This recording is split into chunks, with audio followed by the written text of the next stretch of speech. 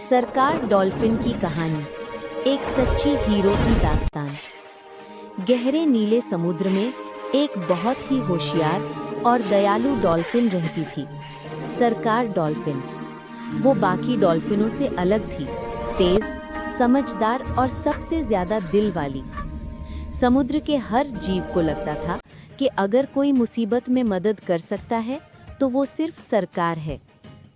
पहला किस्सा, डरी हुई मछलियां। एक दिन समुद्र में भयानक तूफान आया। लहरें इतनी ऊंची थीं कि सूरज तक छिप गया। छोटी छोटी मछलियां डर के मारे इधर उधर भागने लगी। तभी एक बच्ची मछली चिल्लाई, माँ मुझे बचाओ। तभी लहरों को चीरती हुई सरकार डॉल्फिन पहुंची। उसने कहा, घबराओ मत, सब ठीक होगा। वो मछलियों को अपने आसपास इकट्ठा करती रही और उन्हें सुरक्षित रीफ तक पहुंचाया। दूसरा किस्सा, फंसा हुआ कछुआ। अगले दिन एक बूढ़ा कछुआ मछुआरे के जाल में फंस गया था। उसकी सांसें टूट रही थीं। सरकार ने अपनी तेजी और बुद्धि से जाल को काटा और कछुए को आजाद कर दिया। कछुआ रो पड़ा और बोला, बेटी तू सिर्फ डॉल्फिन नहीं, एक फरिश्ता है। तीसरा किस्सा, समुद्र की शांति।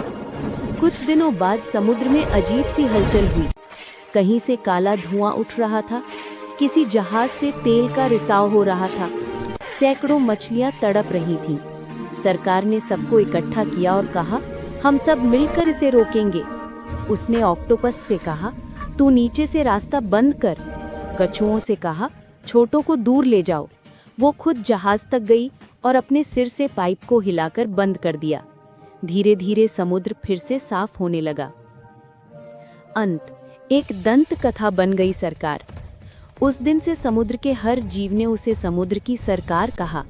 उसकी वजह से समुद्र फिर से चमक उठा।